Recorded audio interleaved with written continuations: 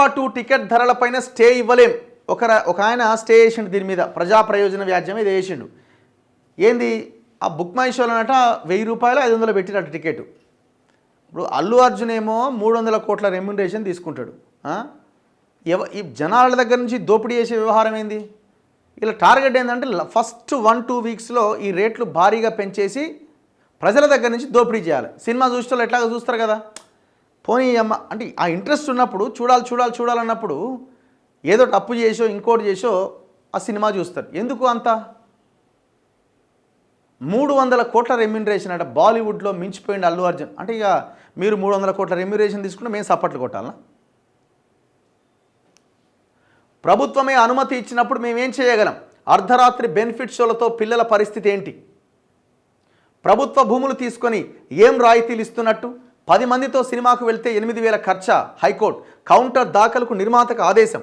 విచారణ 17వ తేదీకి వాయిదా. పుష్ప 2తో స్మగ్లింగ్ను ప్రోత్సహిస్తున్నారని మరో పిటిషన్.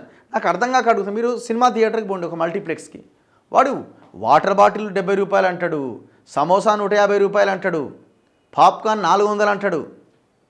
పిల్లలు ఏడుస్తుంటారు, ఇయ్యక తప్పదు. అది ఏం రేట్లు అవి, ఏం కథ, ఎటువైపు వెళ్తున్నాం? పార్కింగ్ వసూలు చేస్తూనే ఉన్నారు, అన్నీ నడుస్తూనే ఉన్నాయి. మళ్ళీ బయటి ఫుడ్ నో ఎంట్రీ.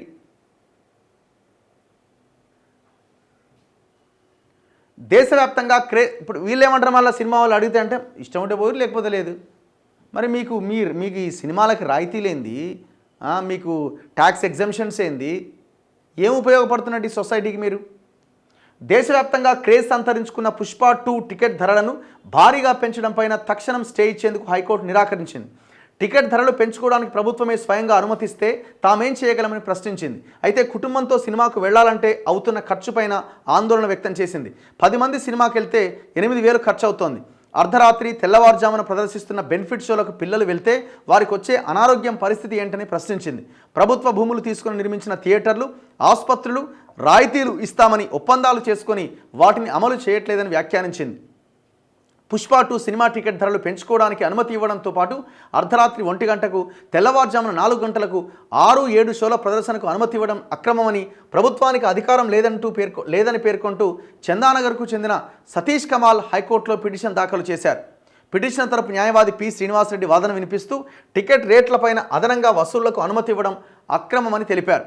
పెంచిన ఆదాయం దాన ధర్మాలకు ఇవ్వట్లేదని, నిర్మాత జేబుల్లోకి వెళ్తోందని ఆరోపించారు. రాష్ట్రంలో చలి ఎక్కువగా ఉంటుందని వాతావరణ శాఖ చెప్పిన నేపథ్యంలో అర్ధరాత్రి తెల్లవారుజామున అదనపు షోలు ప్రమాదకరమని పేర్కొన్నారు. నిర్మాత నష్టపోకుండా ఉండాలి. మైత్రి మూవీస్ తరపున న్యాయవాది వాదిస్తూ చాలా ఎక్కువ బడ్జెట్ పెట్టి తీసిన సినిమా అని, నిర్మాత నష్టపోకుండా ఉండాలి అనే ఉద్దేశంతోనే కొద్ది రోజుల పాటు ధరలు పెంచుకునేందుకు ప్రభుత్వం వెసులుబాటు కల్పించిందని పేర్కొన్నారు.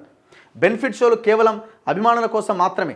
వాదన నమోదు చేసుకున్న ధర్మాసనం కౌంటర్ దాఖలు చేయాల్సిందిగా మైత్రి మూవీస్కు ఆదేశాలు జారీ చేస్తూ విచారణ 17వ తేదీకి వాయిదా వేసింది. అయిపోయాయి, ఇంకెక్కడిదే. వాడి టార్గెటే 1 వీక్. వాడి టార్గెట్ 1 వీక్లో లాగే అవతల పడేయాలని, కోట్ల రూపాయలు కొల్లగొట్టాలని. 17వ తేదీకి వాయిదా చేస్తే ఇంకా 10 రోజులు. ఎప్పుడు సినిమా రిలీజ్?